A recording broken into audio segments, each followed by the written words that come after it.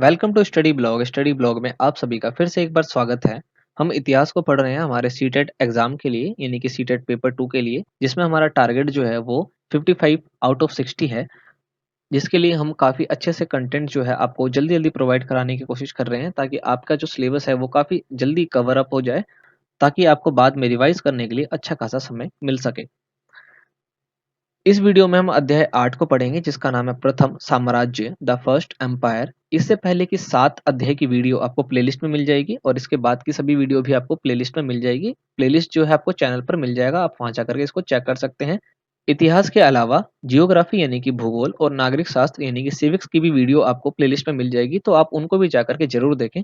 अगर आपको इस चैनल की वीडियो अच्छी लगती है तो वीडियो को ज़्यादा से ज़्यादा शेयर करें। अगर आपको वीडियो अच्छी नहीं लगती है तो नीचे कमेंट करके हमें ज़रूर बताएं। अपने सजेशंस हमारे को ज़रूर दें ताकि हम जो है इम्प्रूव कर सकें। तो चलिए शुरू करते हैं बिना किसी देरी के अध्याय 8 को पढ़ना, जिसका नाम है प्रथम साम्राज्य, द फर्स्ट एम्पायर। लेकिन चैप्टर शुरू करने से पहले आपसे रिक्वेस्ट है कि आप वीडियो को लाइक शेयर जरूर करें और चैनल पर अगर आप नया है चैनल को सब्सक्राइब करके बेल आइकन को जरूर ऑन करें। तो चलिए हम अध्याय को पढ़ना शुरू करते हैं, जो कि मौर्य साम्राज्य से शुरुआत की जा रही है। तो देखिए, भारत में प्रथम एवं महान साम्राज्य क्या था, तो मौर्य साम्राज्य था। जो चंद्रगुप्त मौर्य, चाणक्य, कौटिल्य, इनके बारे में जो आपने पढ़ा होगा, ठीक है, ये उन्हीं के बारे में बात की जा रही है। तो मौर्य साम्राज्य भारत का प्रथम एवं एक महान साम्राज्य था। यह कांधार से लेकर गंधार तक फैला हुआ था और यहाँ पर चंद्रगुप्त मौर्य जो है वो राजा थे, जिनका एक छत्र शासन था। मौर्य शासन काल के दौरान मगध का साम्राज्य अपने चरम उत्कर्ष पर पहुंच गया था। मौर्य शासक सम्राट हुआ करते थे, जिन्हें अपने साम्राज्य की रक्षा के लिए बड़ी संख्या में कर एवं सेनाओं की जरूरत होती थी। मौर्य शासन व्यवस्था वंशानुगत शासन प्रणाली पर चलती थी। मौर्य वंश में 3 महत्वपूर्ण राजा हुए, पहले चंद्रगुप्त मौर्य, फिर बिंदुसार और अशोक। इनके बारे में भी हम इसी वीडियो में पढ़ेंगे। यह विशाल मौर्य साम्राज्य अकाशक घाटी से लेकर दक्षिण में कावेरी डेल्टा तक फैला हुआ था, जिसने भारत को एक राजनीतिक सूत्र में बांधकर रखा था। मौर्य इतिहास के बारे में निकारकस, मेगास्थनीज, विशाखदत्त यानी मुद्रा राक्षस, अशोक के शिलालेख, कौटिल्य का अर्थशास्त्र प्रमुख जानकारी देते हैं। यानी कि इन किताबों में हमें मौर्य शासन के बारे में पता चलता है। आगे हम पढ़ते हैं चंद्रगुप्त मौर्य के बारे में। मौर्य साम्राज्य की स्थापना लगभग 324 ईसा पूर्व चंद्रगुप्त मौर्य ने की थी। ठीक है, यही इनके शासक थे। चाणक्य ने इस कार्य में इनकी सहायता की थी। चाणक्य को कौटिल्य के नाम से भी जाना जाता था। इन्होंने राजनीति से संबंधित पुस्तक अर्थशास्त्र की रचना की थी। ठीक है, किन्होंने की है, तो ये कौटिल्य पंडित या चाणक्य इनका नाम है। चंद्रगुप्त मौर्य के विशाल साम्राज्य में काबुल, हेरात, कांधार, बलूचिस्तान, पंजाब, गंगा यमुना के दोआब, बिहार, बंगाल, गुजरात, विंध्य और कश्मीर का भूभाग सम्मिलित था। इतना बड़ा ये राज्य था इनका। तक्षशिला उत्तर पश्चिम और मध्य एशिया के लिए आने जाने वाला मार्ग था। दूसरी ओर उज्जैन उत्तरी भारत से दक्षिणी भारत की ओर आने जाने वाला रास्ता था, यानी इन रास्ते के बीच में पड़ता था। साम्राज्य के बहुत बड़े क्षेत्रों में किसानों और पशुपालकों के गांव थे। साम्राज्य के अलग अलग क्षेत्रों में लोग भिन्न भिन्न भाषाएं बोलते थे, यानी कि अलग अलग क्षेत्रों में अलग अलग भाषा बोली जाती थी, क्योंकि इनका जो साम्राज्य था वो काफी ज्यादा फैला हुआ था अलग अलग राज्यों में। आप खुद देखिए, बलूचिस्तान, कांधार यानी अफगानिस्तान से लेकर के पूरा श्रीलंका, म्यांमार तक इनका जो शासन था वो फैला हुआ था। इसलिए जो भाषा थी वो काफी अलग अलग थी। वे लोग अलग अलग प्रकार का भोजन करते थे और अलग अलग तरह की ही पोशाकें पहना करते थे, जो कि भारत में आज भी देखी जाती है। तो ये हमने जान लिया चंद्रगुप्त मौर्य के बारे में। इन्होंने ही मौर्य वंश की स्थापना की थी और मदद किन्होंने की थी, तो वे थे चाणक्य, जिन्होंने अर्थशास्त्र नामक किताब की रचना की है। इसमें क्या लिखा गया है, तो इसमें राजनीति से संबंधित बातें लिखी गई हैं। आगे देखिए, मेगास्थनीज और उसकी इंडिका। मेगास्थनीज चंद्रगुप्त के दरबार में यूनानी राजा सेल्यूकस निकेटर का राजदूत बनकर आया था। ये सवाल पूछा गया है भाई कई बार, ठीक है। उसने अपनी पुस्तक इंडिका में मौर्य साम्राज्य एवं पाटलिपुत्र का वर्णन किया था। उसके द्वारा किया गया विवरण जो है वो इस प्रकार है। मेगास्थनीज की इंडिका आज अपने मूल रूप से मौजूद नहीं है, यानी कि जो उन्होंने लिखी थी वो आज अवेलेबल नहीं है। सम्राट जब जनता के सामने उपस्थित होता था तो बहुत बड़ी शोभा यात्रा निकाली जाती थी। सम्राट के अंगरक्षक सोने और चांदी से अलंकृत हाथियों पर सवार रहते थे। राजा सामान्यतः हथियारबंद महिलाओं से घिरा होता था। राजा के खाना खाने से पहले खास नौकर उस खाने को चखते थे। राजा लगातार 2 रात एक ही कमरे में नहीं सोता था। पाटलिपुत्र एक विशाल और खूबसूरत नगर था, जिनमें 670 बुर्ज एवं 64 दीवारें थी। इस काल के घर सामान्यतः 2 या 3 मंजिलों वाले होते थे जो लकड़ियों और कच्ची ईंटों से बने होते थे। राजा का महल भी लकड़ी का बना था जिसे पत्थर की नक्काशी से अलंकृत किया गया था। मेगास्थनीज की इंडिका में दास प्रथा के प्रचलन का उल्लेख नहीं मिलता है, यानी कि इसका मतलब उस वक्त दास प्रथा नहीं थी। ठीक है, ये हमसे सवाल जो है इसमें ये पूछा जाता है कि भाई इंडिका जो पुस्तक है इसके रचयिता कौन है, तो इसके रचयिता कौन है, मेगास्थनीज। ये चंद्रगुप्त के दरबार में क्या बनकर के आए थे, तो वो राजदूत बनकर के आए थे। ठीक है, इन्होंने जो विवरण है वो कुछ इस प्रकार दिया था जिसको अभी हमने अच्छे से पढ़ लिया है। आगे देखते हैं। आगे बिंदुसार के बारे में बताया गया है। चंद्रगुप्त मौर्य के निधन के बाद उसका पुत्र बिंदुसार मगध का शासक बना। ग्रीक लोग बिंदुसार को अमित्रघात के नाम से भी पुकारते थे। तो चंद्रगुप्त मौर्य के ही बेटे थे कौन, बिंदुसार। इसके बाद है अशोक के बारे में। अशोक 273 ईसा पूर्व में गद्दी पर बैठा, किंतु उत्तराधिकार युद्ध के कारण 4 वर्ष बाद उसका राज्याभिषेक 269 ईसा पूर्व में हुआ।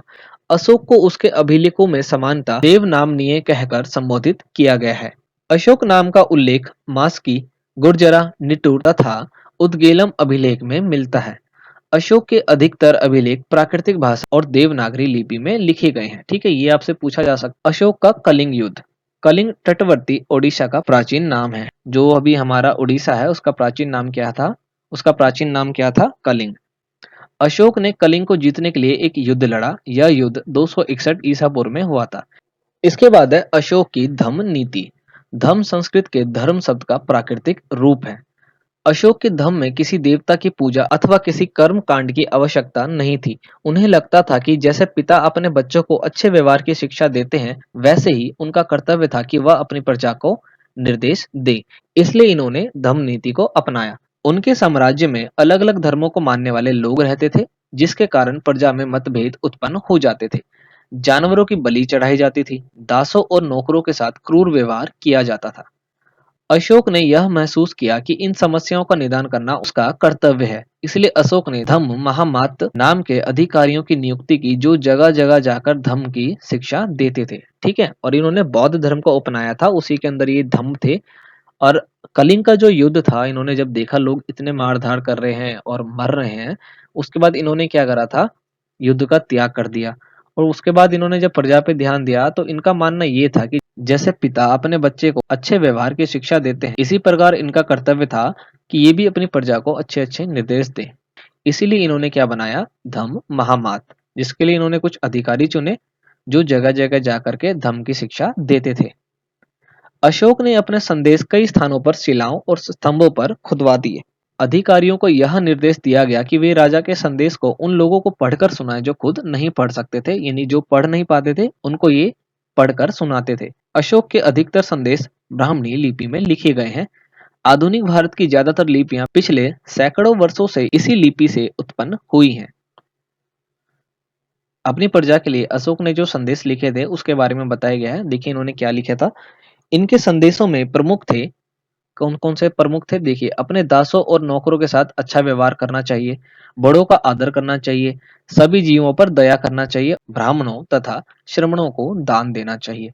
अपने धर्म की प्रशंसा या दूसरे के धर्म की निंदा करना, दोनों ही बातें क्या हैं, गलत है। यह अशोक का मानना था।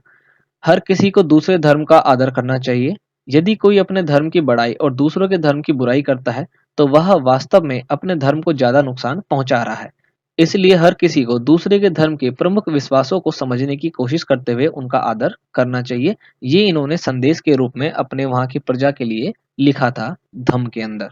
इसके बाद है मौर्य साम्राज्य का प्रशासन। इसके बारे में बताया गया है, इनके प्रशासन के बारे में। मौर्य साम्राज्य बहुत बड़ा था, इसलिए अलग अलग हिस्सों पर अलग अलग ढंग से शासन किया जाता था। पाटलिपुत्र और उसके आसपास के इलाकों पर सम्राट का सीधा नियंत्रण होता था, क्योंकि ये जो था वहां का केंद्र था, यानी कि वहां की राजधानी थी। संदेशवाहक एक जगह से दूसरी जगह घूमते रहते थे। राजा के जासूस अधिकारियों के कार्यकलाप पर नजर रखते थे। इन सब के ऊपर क्या था, सम्राट था, जो राज परिवार एवं वरिष्ठ मंत्रियों की सहायता से सब पर नियंत्रण रखता था। मौर्य साम्राज्य के भीतर कई छोटे क्षेत्र या प्रांत थे। इन पर तक्षशिला या उज्जैन जैसी प्रांतीय राजधानियों से शासन किया जाता था।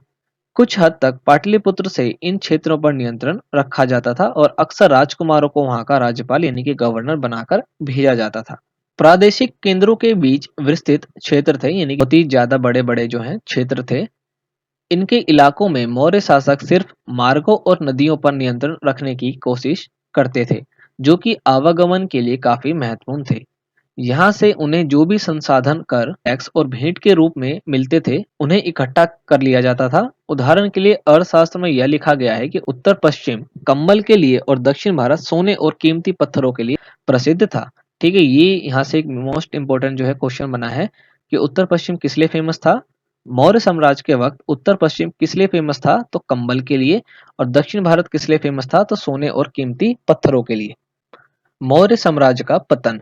लगभग 2200 वर्ष पहले मौर्य साम्राज्य का पतन हो गया था। इसके स्थान पर कई नए राज्यों का उदय हुआ।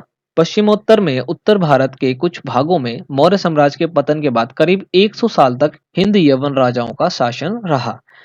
इनके बाद पश्चिमोत्तर उत्तर तथा पश्चिम भारत पर शक नामक मध्य एशियाई लोगों का शासन स्थापित हुआ। ठीक है, मौर्य साम्राज्य के पतन के कुछ कारण जो है यहाँ पर बताए गए हैं, जैसे कि ब्राह्मणों की प्रतिक्रिया, अशोक की अहिंसावादी नीति, भैया आप लड़ोगे ही नहीं तो कोई आपसे लड़ेगा आकर के और आपके शासन को क्या करेगा, छोटा कर देगा। उसके बाद वित्तीय संकट, योग्य अधिकारियों का अभाव हो गया। उसके बाद दमनकारी शासन, ठीक है, नीति, दमनकारी शासन नीति आदि, ये जो कुछ कारण थे जिस कारण मौर्य साम्राज्य का क्या हो गया, पतन हो गया। तो ये जो चैप्टर था जिसका नाम था प्रथम साम्राज्य, जिसके अंदर हमने मौर्य साम्राज्य के बारे में पढ़ा है, यही हमारे भारत का प्रथम जो है साम्राज्य था। इसके बारे में हमने अच्छे से पढ़ लिया। चंद्रगुप्त मौर्य के बारे में पढ़ लिया, बिंदुसार के बारे में पढ़ लिया और अशोक के बारे में पढ़ लिया। और उसके बाद ये जो साम्राज्य था ये कैसे टूट गया, इसके बारे में भी हमने जान लिया।